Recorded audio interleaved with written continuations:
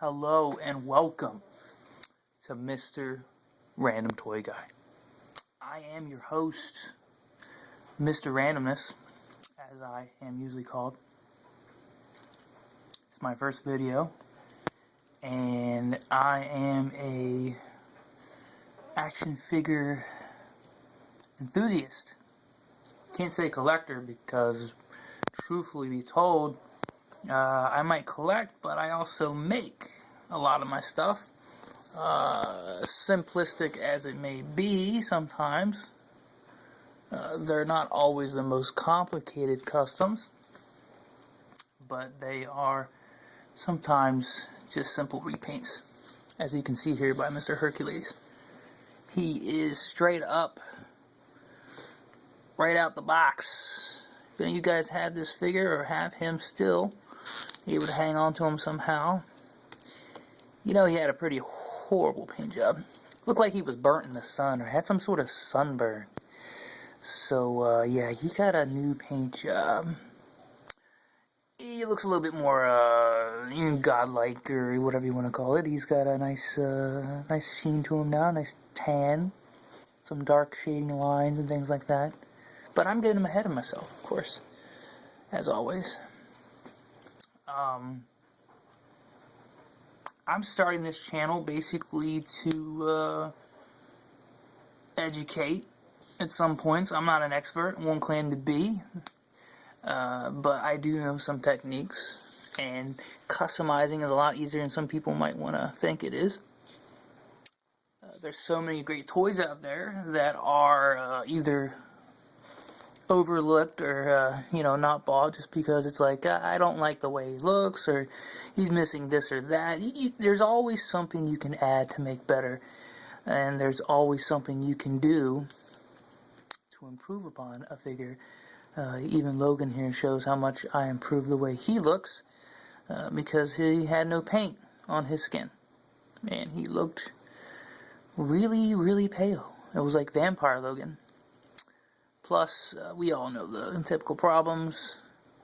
Separating those claws are always a must for me for some reason. And if you can see it, well, I think you can. Give him a little cut there, makes him look a little bit more claw-like, comic book accurate if you want to. Even movie accurate, actually. So yeah, the details really pop. And it's really not that hard as some people might want to make it out to be. It's not the most complicated thing. You just have to have good paint. Basically, if you have, questions about certain things, I'll try and answer them if I can. If there's news to go around with, like, say, something we're interested in, I love too many different types of toy lines. As you can see, a lot of Marvel stuff here, Star Wars. The list goes on and on. G.I. Joe, all the typical stuff. Masters of the Universe, of course. I just love action figures. I don't buy statues. I buy things that move. And I buy things that, of course, interest me. Sometimes it's a little weird sometimes what I'll buy. Evidenced by Mr. Ralph here. Yeah, this is from Wreck-It Ralph. And he doesn't have a face anymore because I don't do it a whole lot, but I sculpted a mask for him because I don't like the little goofy face. And this is actually a really decent figure. If you see him in stores, take a closer look. He actually has a lot more going on than I was expecting him to. I only just barely got him just because of what I'd seen on YouTube. And she's going fuzzy on me. So we'll get him out of the way. But yeah, I'll buy something just on the fact that I'll be like, well, I could probably do something with that. I see potential. Sometimes the potential isn't always made, and it's not always apparent right away what I can do with something. And of course, then there's always the poor figure gets left not being changed up in the first place. Sometimes I just like them the way they are. You never know what's going to happen. This is a strange one right here. This is my concept, what if Boba Fett stayed with the Empire?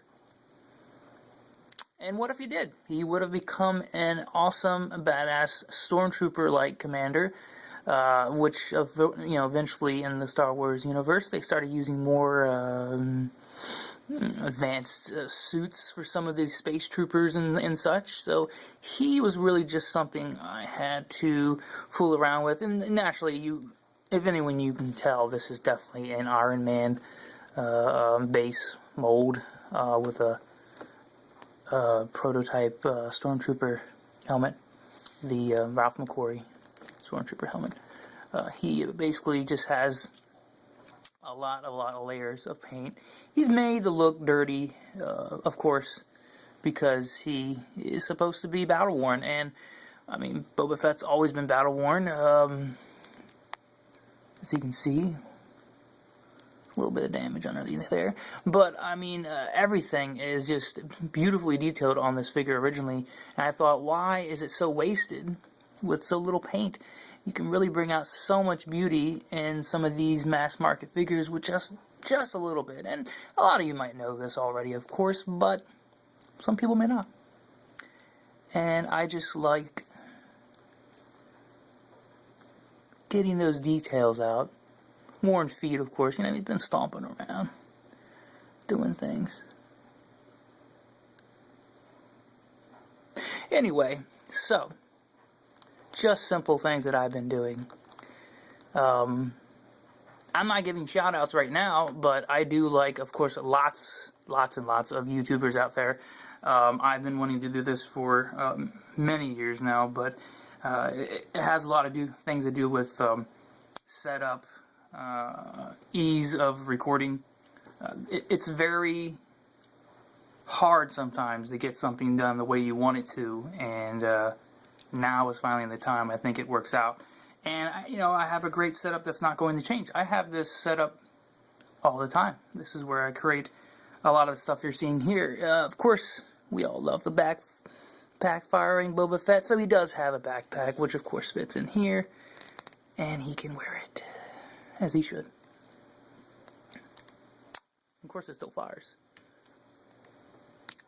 Bing. Anyway, so get him out of the way.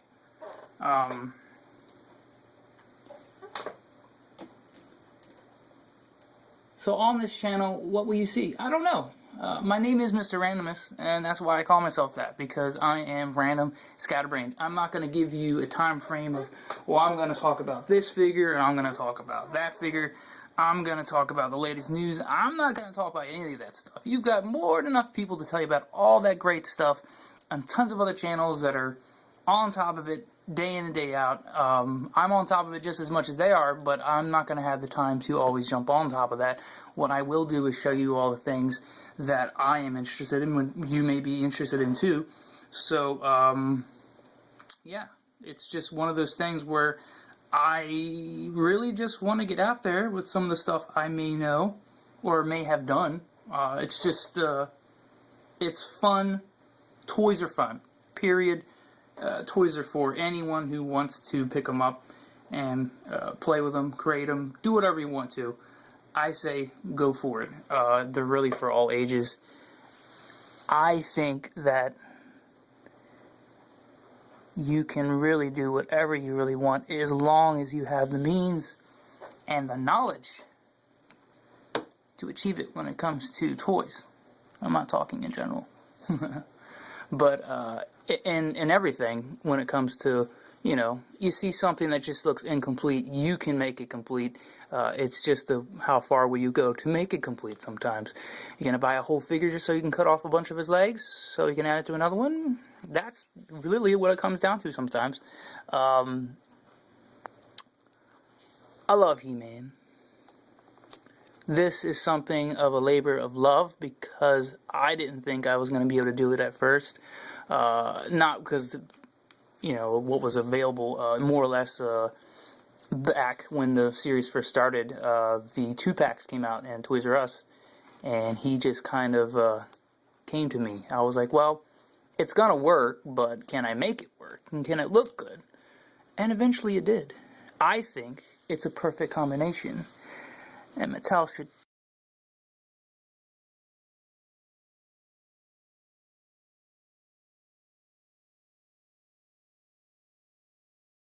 straightforward. It looks like the character.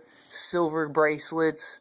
He's got the, you know, the chest harness, the loincloth, all the little painted details, of course, when we added my meat. This is basically a sword that came in a battle pack. It was so plain, I had to repaint it. It's only got really the green left from, green and the red from original painting. The rest is all by hand. But it's just something that is so simple. Really, the only hard part was getting the loincloth on, which is more just boiling, heating, and all that kind of stuff. Amazingly enough, leather is actually inside of there, keeping it and holding its shape.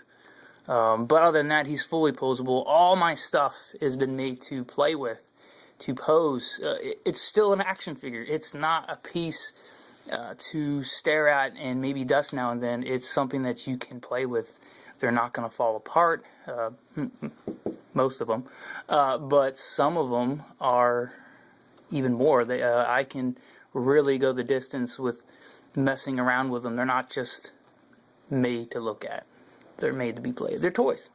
I have very few things inside packages. I'm not an inside package kind of guy. Not mitten box.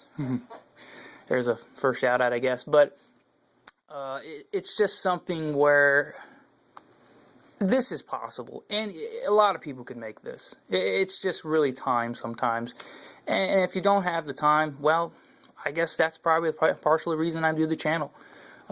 It's just something of a labor of love. It's something that I like to do, and I do it maybe not as much as it used to be, but I still am able to do it, and it's just fun. Tons of stuff, tons of ideas.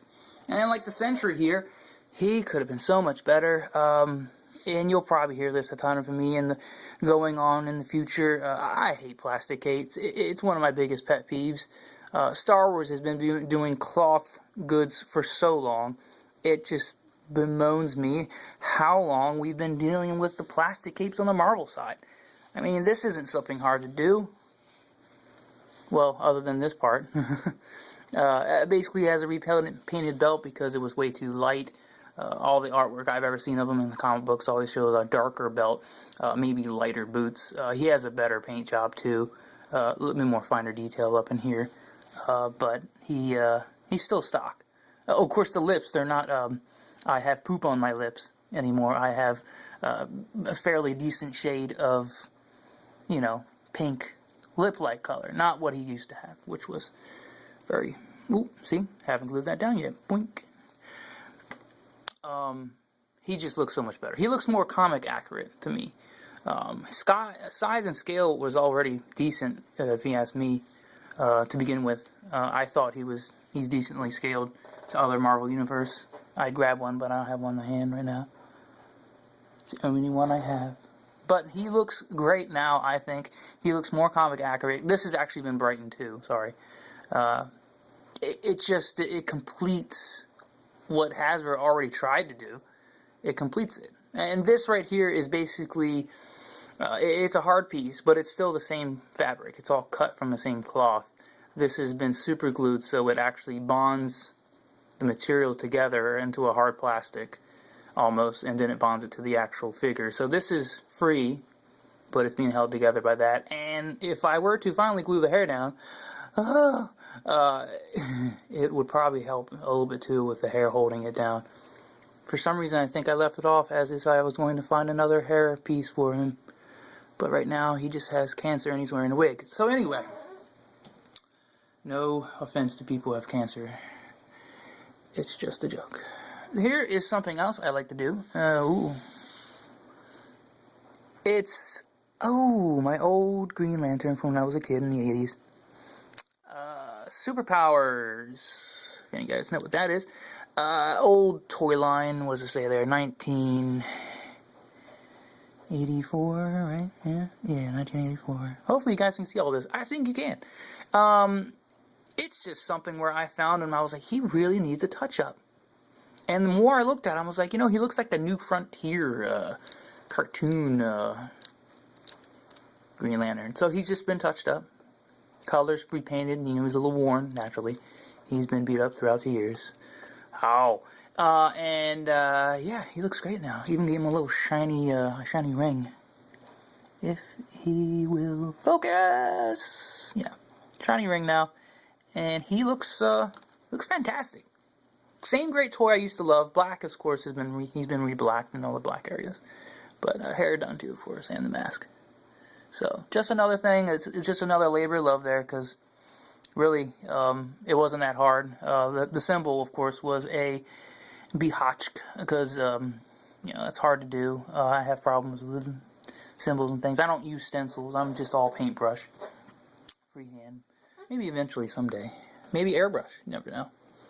Here's another simple one. Nothing else has been done on him other than his face, because really, I love this figure. He's great looking. I love the character. Kyle Katarn is an awesome Star Wars character. Put him in the new movies. Okay, Disney? He just needed a better face. He needed a better face. I don't know what happened. Somehow he almost turned out to be like a redhead. Not a stepchild, but a redhead. And he just really needed some flesh, once again. Painted flesh tones, repainted hair and beard, so that he just looks more human. Because he really looked weird before. He looked very odd.